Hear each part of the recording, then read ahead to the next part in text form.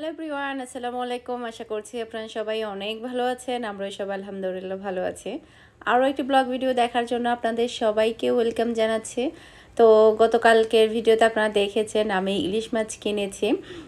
আজকে হচ্ছে বাসায় দাওয়াত, ভাইয়া ভাবি আম্মু সবাইকে দাওয়াত দিয়েছি। আর সে সাথে আরও একটা আছে, আজকে ভাবির বার্থডে। তো আমি হচ্ছে এমনিতে চিন্তা করেছিলাম যে ভাইয়ার আম্মুদেরকে সবাইকে আসতে বলবো। তো পরবর্তীতে মেরিন বলল যে 11 তারিখ দেওয়ার জন্য, কারণ 11 তারিখ হচ্ছে ভাবির বার্থডে ছিল। এমনি তো ভাবির বার্থডে উপলক্ষে কেক বানাতাম, আমি নিয়ে যেতাম আমাদের বাসায়। তো আমারও দাওয়াত, তারপরে হচ্ছে ভাবিরও বার্থডে, সব মিলেই একত্র হয়ে গিয়েছে। তাই হচ্ছে আজকে ভাবির বার্থডে করব। ওনাকে আসলে বলা হয়নি যে আজকে আমি এখানে বার্থডে পার্টিটা করছি আর কেক বানাবো, এগুলো কিছুই বলা হয়নি। তো কেকটা আমি বানিয়ে নিয়েছি। আর এটা হচ্ছে 2 পাউন্ডের একটা কেক। এটার সম্পূর্ণ রেসিপি আমি ভিডিও করেছি। ইনশাআল্লাহ খুব শীঘ্রই আপনারা আমার চ্যানেলে ফুল একটা রেসিপি দেখতে পাবেন, মানে মেজারমেন্ট সহ আপনারা ফুল রেসিপিটা দেখতে পারবেন ইনশাআল্লাহ। তো এখন হচ্ছে আমি যেটা করব, ইলিশ পোলাওর জন্য ইলিশ মাছগুলো রান্না করে নেব। আমি কিছু ফ্রাই করব, কিছু ইলিশ পোলাও তৈরি করব। এরপরে হচ্ছে অপর পাশে হচ্ছে আমি গরুর মাংস ভুনা বসিয়ে দিয়েছি। আর ভাবিকে আমি চিন্তা করেছিলাম সারপ্রাইজ দেব, মেরিনার আমিও প্ল্যান করেছিলাম। তবে আমাদের নরিনের পেটে কিন্তু কোনো কথাই থাকে না। ও যতক্ষণ না ভাবিকে বলে দিবে না ততক্ষণ অবধি মনে হয় ওর কোনো কিছুই হজম হয় না, এরকম একটা অবস্থা। তো এখানে যে আজকে ভাবির জন্য কেক বানাবো বা বার্থডে পার্টিটা করছি, সেটা নরিন বলে দিয়েছে। তা আমি যখন সব কিছু টেবিলে রেডি করি, এরপরে বলে যে আমি তো জানি নরিন বলেছে, এই আর কি। তো যাই হোক, সমস্যা নেই।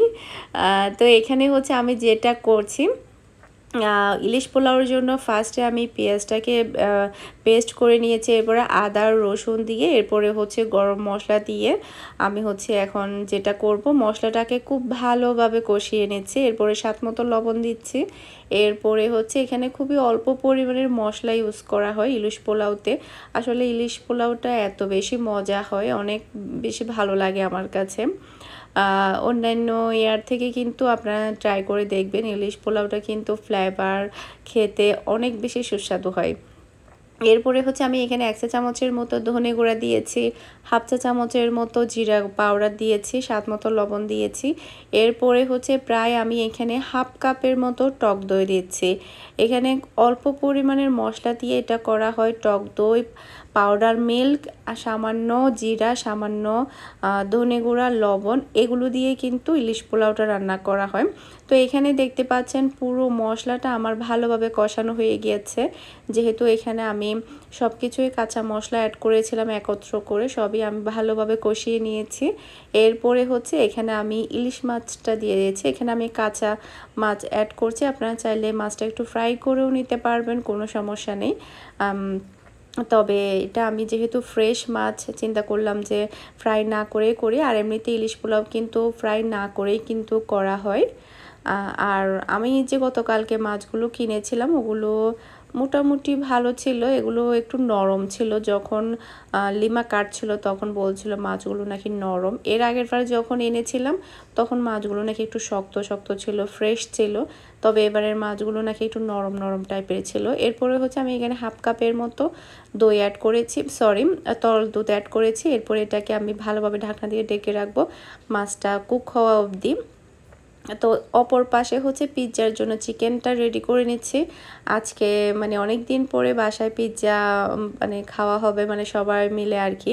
তো নর্মালি সবাই পিৎজা খেতে অনেক বেশি পছন্দ করে। আজকের পিৎজার চিকেনটা অনেক বেশি মজা হবে, কারণ অনেক বেশি মশলা মানে করা হয়েছে। মশলা টাইপের করলে দেখা যায় কি পিৎজাটা খেতে অনেক বেশি সুস্বাদু হয়, আর একটু স্পাইসি হবে, আরও খেতে বেশি ভালো লাগবে। তো চিকেনটা কুক করে তারপরে হচ্ছে পিৎজার জন্য প্রিপেয়ার করা হবে। আর আজকের রান্না বান্না সব কিছুই কিন্তু খুব তাড়াতাড়ি শেষ করে ফেলবো, যেহেতু সব কিছুই একদম শর্টকাটের মধ্যেই করা যাবে এরকম আইটেম, খুব বেশি সময় লাগবে না। তো এখানে দেখতে পাচ্ছেন পিৎজার জন্য কিন্তু চিকেনটা প্রায় হয়ে আসছে, আর অনেক বেশি মশলাপাতি অ্যাড করা হয়েছে এটাতে। এটার রেসিপি ইনশাল্লাহ আপনাদের সাথে শেয়ার করব। তো এখানে দেখতে পাচ্ছেন আমার ইলিশ পোলাওর জন্য ইলিশটা এখনও প্রিপেয়ার হয়নি, আরও একটু কুক হবে। আমি এখানে কাঁচামরিচ ফালি অ্যাড করে দিলাম যাতে করে একটু ফ্লেভারও হয়ে যায় আর একটু ঝালও হয়। একটু ঝাল ঝাল না হলেও কিন্তু আবার ভালো লাগবে না। এরপরে হচ্ছে মাছগুলোকে একটু সাবধানে আমি উল্টিয়ে দিব। মাছগুলো আসলে এতটাই নরম ছিল, মানে আমি জানি না কেন এত নরম ছিল। আমি তো ভালোভাবে কান টান দেখেই নিয়েছি, এরপরও কেন এত নরম ছিল আমি বুঝতে পারছি না। তো মাছগুলো আসলে ভেঙে যাচ্ছিল, মানে মনে হচ্ছে এখনই 2-3 টুকরা হয়ে যাবে, এরকম একটা অবস্থা। নাড়তে আমার ভয় লাগছিল। তো এইখানে দেখতে পাচ্ছেন আমার পুরো মাছটা কিন্তু সম্পূর্ণভাবে কুক করা হয়ে গিয়েছে। এখন তেলটা সম্পূর্ণ বের হয়ে গিয়েছে, শুধু মশলার মাছটা আছে। এখন আমি যেটা করব, খুবই সাবধানে মাছটা আমি মশলা থেকে উঠিয়ে নেব। আপনারা হয়তো বা লক্ষ্য করছেন মাছ কিন্তু ভেঙে যাচ্ছে। এর আগে ইলিশ মাছগুলো কিন্তু এতবার রান্না করেছি, এইভাবে কিন্তু কোনো সময় ভেঙে যায়নি। এটার কারণটা জানাবেন কেন মাছটা ভেঙে যাচ্ছে। আর মাছটা অনেকটা বেশি নরম নরম ছিল, মনে হয় নরম হওয়াতে মাছটা ভেঙে যাচ্ছিল। আমি এর কারণটাই বুঝতে পারলাম না। মাছটা দেখতে পাচ্ছেন একদম টুকরা টুকরা করে ভেঙে যাচ্ছে। এই যে আমি উঠাতেই পারছি না, উঠাতেই আমার ভয় লাগছিল। তো যাই হোক, এখানে হচ্ছে আমার গরুর মাংস ভুনাটা রেডি হয়ে যাচ্ছে। মাংসটা আমি এখন ভালোভাবে কষিয়ে নিচ্ছি। এখনও কিন্তু মাংসটা ভালোভাবে হয়নি, এখন শুধু কষানো অবস্থা আছে। আমি পানি দিয়ে একটু করে এরপর ভালোভাবে কুক করে নিব। এটা কি বাবা? ও বুঝতে পারবে ঢেলান ছাড়া। হ্যাঁ, ঢেলান ছাড়া বুঝতে পারে। আব্বুজান, মাই পাপা। গামাচি, আচ্ছা ঠিক আছে। ও ঢেলান ছাড়া বুঝতে পারে। আচ্ছা গামাচি হতো। গামাচি বাবা।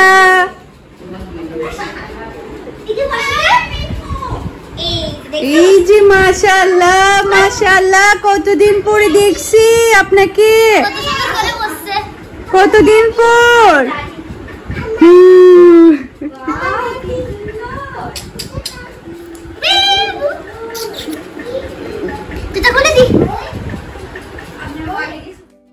তো আমাদের আয়েশ বাবা কিন্তু অলরেডি চলে এসেছে, দেখতে পারছেন আপনারা। মাশাআল্লাহ, ও কিন্তু এখন দেখতে দেখতে বড় হয়ে যাচ্ছে। অনেক দিন পরে ওর সাথে দেখা হয়েছে। আসলে আমি ব্যস্ততার কারণে যেতেও পারি না, আর আমি যে ব্যস্ত সেজন্য আমার বাসায়ও কেউ আসে না। তো এখানে হচ্ছে পিৎজা দুইটা আমি রেডি করে নিয়েছি। এখানে হচ্ছে 8 ইঞ্চি করে দুইটা পিৎজা করা হয়েছে। যেহেতু আমরা ফ্যামিলি মেম্বাররা বেশি, আমরা যখন 12 ইঞ্চি পিৎজা 8 পিস হয়, তো 12 ইঞ্চি পিৎজা করলে আমাদের জন্য হয় না। সেক্ষেত্রে আমাদের যেটা করতে হয় 6 ইঞ্চি করে 8 ইঞ্চি করে দুইটা 16 ইঞ্চির পিৎজা তৈরি করতে হয়, তাহলে কিন্তু আমাদের সবার জন্য হয়ে যায়।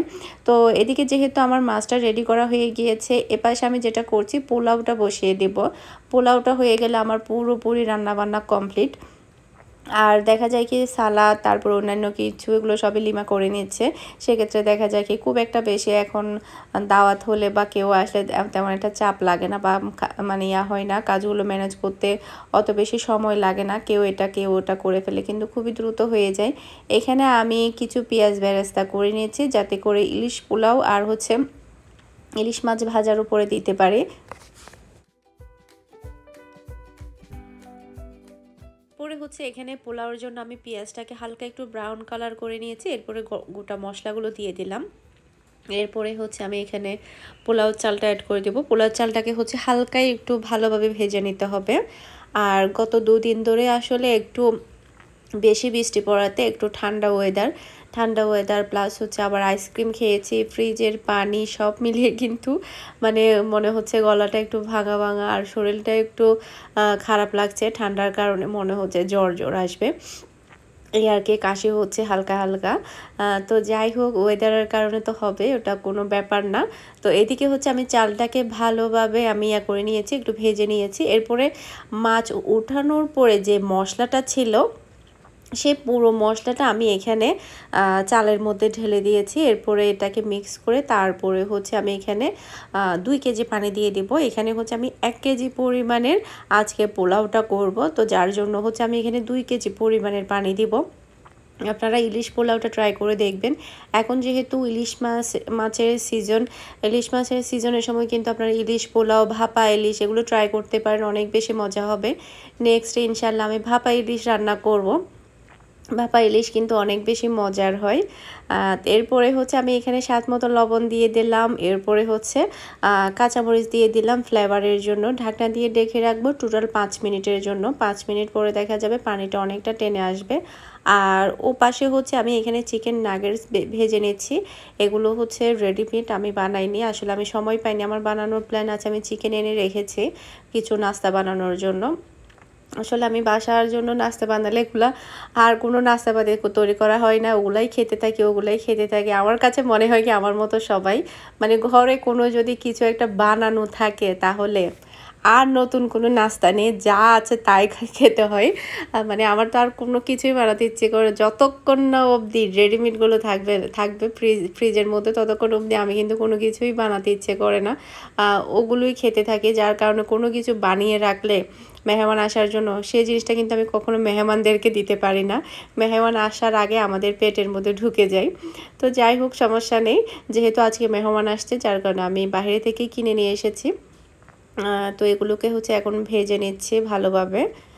আর যেহেতু চিকেন নাগেট সবাই অনেক বেশি পছন্দ করে, আমি কিন্তু যখন বানাই বাসার জন্য তখন অনেকগুলোই বানাই একসাথে, প্রায় 60 পিস 50 পিস, তারপর 70 পিসও এরকমও হয়ে যায় অনেক সময়, প্রায় 3-4টা চিকেনের একসাথে একত্র করে তারপরে বানাই। এরপরও দেখা যায় কি আমার বাসায় থাকে না, খুবই দ্রুত মানে শেষ হয়ে যায়। মিহি তো ডেলি দেখা যায় কি টিফিনের জন্য নিয়ে যায়, বলবে যে আম্মু চিকেন নাগেটস ভেজে দিবে, এরপরে সন্ধ্যার সময়, এই আর কি। যাই হোক, প্রত্যেক ঘরে হয়তো বা সেম অবস্থা, বানানো থাকলে এটা 2 দিনও থাকে না। তো এরপরে হচ্ছে এখন আমি ইলিশ মাছ ভাজাটা বসিয়ে দিচ্ছি, এটা একটু চুলাটাকে ছোটো করে দিব, তারপরে হচ্ছে আস্তে আস্তে এটাকে আমি মচমচে করে ভেজে নেব। আর এদিকে দেখতে পাচ্ছেন 5 মিনিট পরে কিন্তু আমি চুলাটাকে লোতে করে দিয়েছিলাম, এর মধ্যে কিন্তু পানিটা অনেকটাই হয়ে গিয়েছে, ভাতও হয়ে গিয়েছে, মানে আর 2-3 মিনিট একটু কুক হলে কিন্তু পুরোপুরি ইলিশ পোলাও ডান। তো এরপরে হচ্ছে আমি মাঝখানে একটু গর্ত করে নিয়েছি, মাঝখানে গর্ত করে মাছগুলো আমি দিয়ে দিলাম, এরপরে ভাতগুলো একটু মাছের উপরে দিয়ে দিলাম। আমি আরও 5 মিনিটের মতো এটাকে দমে রাখবো, এরপরে হচ্ছে আমি চুলাটা বন্ধ করে দেব। এখানে দেখতে পাচ্ছেন চিকেন নাগেটসটাও কিন্তু ভালোভাবে ভাজা হয়ে গিয়েছে, এখন আমি একটা প্লেটের মধ্যে উঠিয়ে নিচ্ছি। রেডিমেডগুলোর চাইতে কিন্তু ঘরে তৈরি করলে সবচাইতে বেটার হয়, কারণ রেডিমেডগুলো কিন্তু কিভাবে বানাচ্ছে, কি দিয়ে বানাচ্ছে, আদৌ কি চিকেন দিয়ে বানাচ্ছে না অন্য কিছু দিয়ে বানাচ্ছে, সেগুলো কিন্তু বোঝা অনেক বেশি দেয়। তো এখানে দেখতে পাচ্ছেন খুবই মজার পিৎজা তৈরি করা হয়ে গিয়েছে। আজকের পিৎজাগুলো অনেক বেশি মজা হয়েছে, যেহেতু চিকেনগুলো অনেক বেশি মশলা টাইপের ছিল, অনেক বেশি টেস্টি ছিল, যার কারণে পিৎজাটাও কিন্তু খেতে অনেক মজা হয়েছে।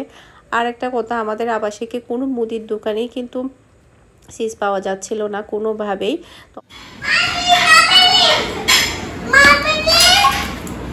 মামি নিয়ে আসে না, আসে না, মেয়ে কালো আসে না,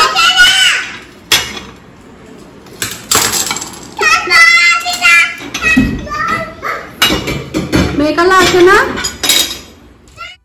এখন হচ্ছে সাথে আমি কেকটাও নিয়ে আসছি, তো নাস্তার সাথে সাথে আমরা কেকটাও কেটে ফেলবো। আর সবাই যেহেতু চকলেট লাভার, যার কারণে আমি চকলেট কেক তৈরি করেছি, আর একদমই সিম্পল করে ডিজাইনটা করেছে, খুব বেশি ঝিকঝাক ডিজাইনগুলো দেখতে ভালো লাগে না, সাদা সিধার মধ্যে ডিজাইনগুলো দেখতে অনেক বেশি ভালো লাগে, তাই আমি একদমই সাদা সিধার মধ্যে রেখেছি, আর সবার ফেভারিট চকলেট কেক করেছি।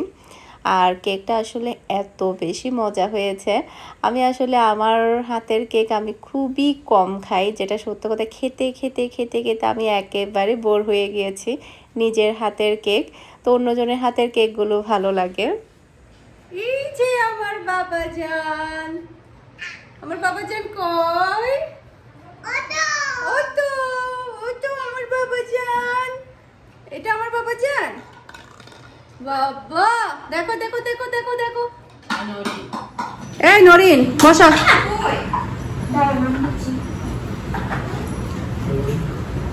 বসেন না, আগে কেক কাটি ফেলি, আগে কেক কাটেন, আগে কেক কাটেন, এদিকে এদিকে চলে আসেন,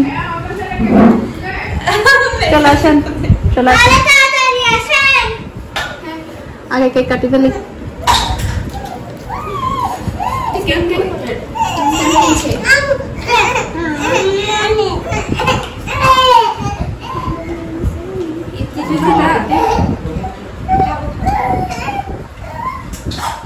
তামসা তামসা তামসা।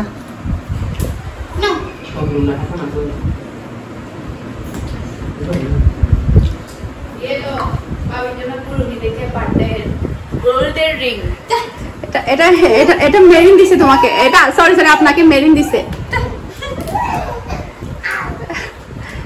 গোল্ড না গোল্ড না গোল্ড না, গোল্ডের বক্স হলো গোল্ড না। স্কেল বলছিলে না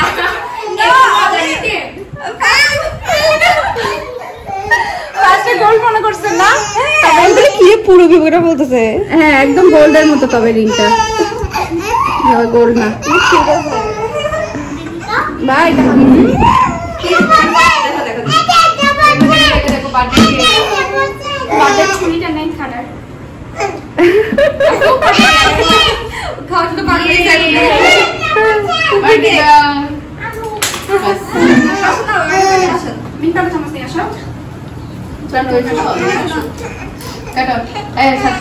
happy birthday to you, happy birthday মামি, হ্যাপি বার্থডে মামি। কেক কাটা হয়নি তো? কি সমস্যা? আগে আইসকে খাওয়াই দেন, দিয়ে দাও, আগে আইসকে খাওয়াই দেন। ও ও ও বিরক্ত বিরক্ত ভাবি। ওকে ঘুম আসছে? আসো আয়াস, কি নিবে? ওকে খাওয়াই দেন। এই নাও। যেতে চাচ্ছে তো। একটু পুপ্পির কেক খাও, একটু পুপ্পির কেক খাও, একটু পুপ্পির কেক খাও। ফার্স্ট টাইম কালকে ওরে খিচুড়ি খাইতে দাও, জাল জাল। তোরা তো জাল ছাড়া দেখছ না বুঝা না, আমরা এখন জাল ছাড়া বুঝি। ভাবি দেয় যে জাল। আচ্ছা আচ্ছা আচ্ছা, ব্রাইটনেস না বাড়াস নরিন পুরা দেখো শেলে মন না এবে নরিন মানা বেশি দিন সেই লেভেলের মজা এই কেক অনেকদিন পর নরিন একটু করে দিন না ভাই এটা পুরোটা কেক বক্সিং কেক এই মুন্নি মুন্নি খাও না পুরোটা নাও বুক লিখে দাও বেশি দে দাও মেরে হলো বলে কেক ধরো বন্ধু বাকি দাও কেক কেমন না তোমাকে তো বড়টা না ওরে ওরে ওরে ওরে ওরে ওরে ওরে ওরে ও বাবা দুটো সাথে খেললো বলে এটা তো ঠিক আছে বা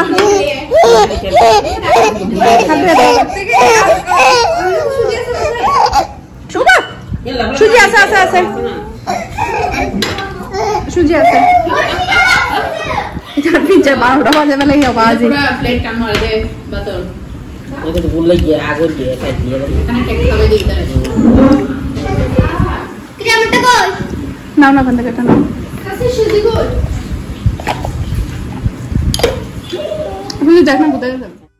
তো এদিকে হচ্ছে আমার ইলিশ মাছ ভাজাটাও প্রায় হয়ে আসছে, আর একটু ভাজা ভাজা হলেই কিন্তু একেবারে ডান হয়ে যাবে। জাস্ট হচ্ছে আর একটু হালকা একটু মচমচে হলে কিন্তু খেতে অনেক বেশি ভালো লাগবে। খুব বেশি নরম নরম হলেও আবার ভালো লাগে না। তো আমরা যেহেতু সবাই মিলে নাস্তা পানি করলাম, ভাত খেতে আরও বেশি দেরি আছে। এখন হচ্ছে আমরা সবাই মিলে চা খাচ্ছি। আর গতকালকে হচ্ছে আমি এই মগগুলো কিনেছিলাম, 5টা একরকম আর একটা হচ্ছে আরেক রকম, মানে 2 কালারের হয়ে গিয়েছে, দেখতে খারাপ লাগছে না। আর চা দিয়ে সরি এই মগের মধ্যে চা খেতে কিন্তু ভালোই লাগছে। আর দেখা যায় কি দেখতে অনেকটা বেশি কিউট কিউট লাগছিল মগগুলো। তো এরপরে হচ্ছে রাতের খাবার দাবারের জন্য সব কিছু রেডি করলাম। আসলে চাটা খাওয়ার পরে আমার এত বেশি ঘুম আসছিল, আমি টানা 1 ঘন্টা ঘুমিয়েছিলাম। সবাই ড্রয়িং রুমে বসে গল্প করছিল আর আমি বেডরুমের মধ্যে ঘুমিয়েছিলাম। আসলে আমি অনেক বেশি তাড়াতাড়ি উঠেছি, যার কারণে আমার ঘুম এসেছে। আর এখন হচ্ছে 11টা বাজে। তো 11টার দিক দিয়ে আমি খাবার টাবার সব কিছু টেবিলের মধ্যে নিয়ে এসেছি। তো ভাইয়া এসেছে, আর আয়াস কিন্তু ভাইয়ার কোলে যাওয়ার জন্য কান্নাকাটি করছিল। মিহি যখন ভাইয়ার কোলে ছিল, আয়াস হচ্ছে বাবার কোলে যেতে চাচ্ছিল। ও ভালোভাবে বাবাকে চিনতে পারে, বাবার কোলে যাওয়ার জন্য একেবারে ও বাহানা করছিল। মাশাআল্লাহ। তো এরপরে হচ্ছে আমরা সবাই মিলে আইসক্রিম খাচ্ছি রাতের খাবার দাবারের পরে। মিনহাকে হচ্ছে ভাবি দেখতে পাচ্ছেন পুরো 11টা মাথার মধ্যে ব্যান্ড পরিয়ে দিয়েছে, অনেক বেশি কিউট লাগছে। আর অ্যারাবিয়ান বেবিদের কিন্তু এভাবে সবসময় মাথাগুলো বেঁধে রাখে, তবে আমার মেয়ে তো এগুলো বেশিক্ষণ রাখবে না, একটু পরে কান্নাকাটি শুরু করে দিবে এগুলো খুলে ফেলার জন্য। তো যাই হোক, আজকের দিনটা কিন্তু অনেক বেশি ভালো লেগেছে। আর আম্মু কিন্তু অলরেডি রেডি হয়ে গিয়েছে চলে যাওয়ার জন্য, কারণ অলরেডি লিফট বন্ধ হয়ে গিয়েছে, ওনাকে সিঁড়ি দিয়ে উঠতে হবে, উনি সিঁড়ি দিয়ে মোটেও উঠতে চায় না। তো যাই হোক, যেহেতু আসা হয় তখন কিন্তু অনেকটা বেশি লেট হয়ে যায়। আসসালামু আলাইকুম।